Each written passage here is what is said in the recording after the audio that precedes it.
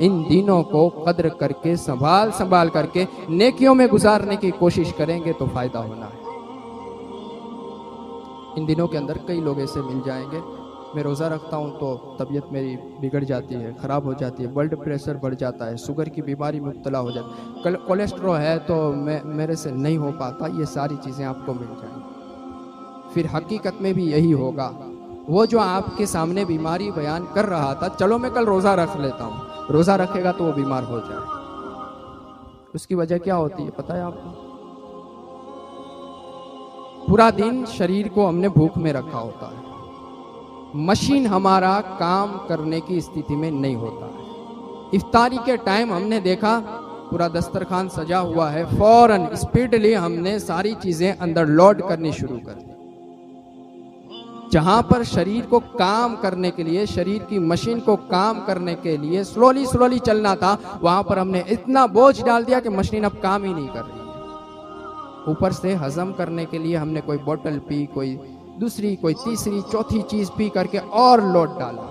पहले लोड था, फिर ओवरलोड हुए, फिर क्या हो गया? दब गए, अंदर लोड हो गए, है ना? फिर आपका शरीर वो मशीन को, ये नहीं कारीगर को बुलाओ और वो रिपेयरिंग करके चला जाएगा, ऐसा नहीं होना है। ध्यान रखना है। रोजा इफ्तारी करने के वक्त बिल्कुल आप इस गलत फहमी में न रहिएगा कि मैं ठंडी कोई चीज पीऊं और मेरे शरीर को सुकून मिल जाए, ऐसा न करना। सादी और सिंपल चीजों का इस्तेमाल करना है। सादी और सिंपल चीज पी लेंगे, सुकून तो मिल ही जाना है। कि रब के रसूल ने फरमाया कि बंदा खुदा को रोजा रख करके पहली खुशी जो हासिल होती है वो इफ्तारी के वक्त होती है। और ये जो फरमाया गया, उस वक्त फ्रिज सिस्टम कोई नहीं था, बिल्कुल सादी जिंदगी और सिंपल जिंदगी थी, बगैर पैसे भी गुजारी जा सकती थी, ऐसी जिंदगी थी। और उसमें हुजूर ने फरमाया है तो हमें भी यकीनन खुशियां नसीब होनी है। सादी चीज़ों का इस्तेमाल करें, सादी चीज़ों का इस्तेमाल करें, तेल वाली चीज़ों का कम इस्तेमाल करें कि उससे ज़्यादा नुकसान होता है और हम अपने शरीर के अंदर कैपेसिटी नहीं पाते और बाद में हम नुकसान में मुब्तला होते हैं। फिर हमें यह एहसास होता कि रोज़ा रखने की वजह से मैं बीमार हुआ। नहीं हजरत, नफ्स ने तुम पर अटैक किया है, अपने ख्वाहिशात के ऊपर तुमने ध्यान दिया है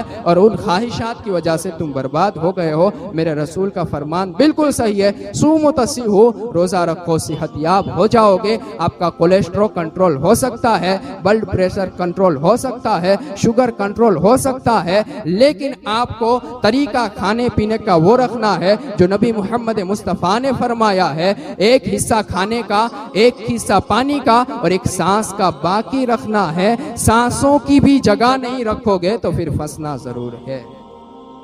होता है ना, यही इफ्तारी के अंदर हम ऐसा ही करते हैं, तरावी के बाद भी शायद हम ऐसा ही करते हैं, सोचते हैं पूरी रात खा करके ख़त्म करो। सहरी के वक्त भी हम ऐसा ही सोचते हैं, फिर फजर की नमाज हमसे नहीं पढ़ी जा सकती। कई मरतबा ऐसी चीज़ें होती हैं कि इंसान के कर जाता है, इतनी हद कर जाता है। ऐसा नहीं करना है। ये खाने ही के लिए नहीं है बल्कि भूखा रहने के लिए है।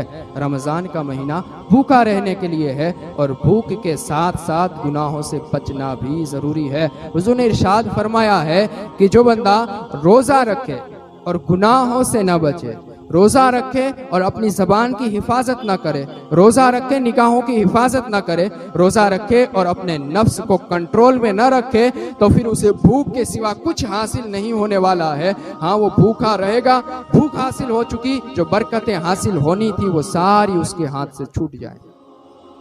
रोज़ा रख करके पूरी पाबंदी करनी है। हमेशा अपने रब से दुआ करते रहना है, माफ़ी तलब करते रहना है, माफ़ी चाहते रहना है कि कल को रमज़ान जाए तो हमारे अंदर एक अपडेट ऐसा आ जाए कि गुनाह का ख्याल आते ही हम कांप जाएं, गुनाह की तरफ न जाए। नमाज अजान सदा आए तो हमें फिर से वो कैफियत महसूस होने लगे कि हाँ, रमज़ान में मैं मुसलमान था और अभी मैं कोई बेईमान नहीं, अभी मैं मुसलमान हूँ और मुझे मस्जिद जाना चाहिए, मस्जिदों को आबाद करना चाहिए, उसको वीरानी से बचाना चाहिए। ये सारे ख्यालात हमारे ज़हन व फिक्र के अंदर समाये रहे, ऐसा कुछ काम कर ही लेना है। अपने अंदर हैबिटें जो दूसरी थी उसे सारों को खाली करके एक हैबिट यही डाल देनी चाहिए कि मैं मुसलमान हूँ, मुझ पर नमाज फ़र्ज है, रोज़े फ़र्ज थे, अब ये 365 दिन मुझे नमाज फ़र्ज है और उसको अदा कर लेना है।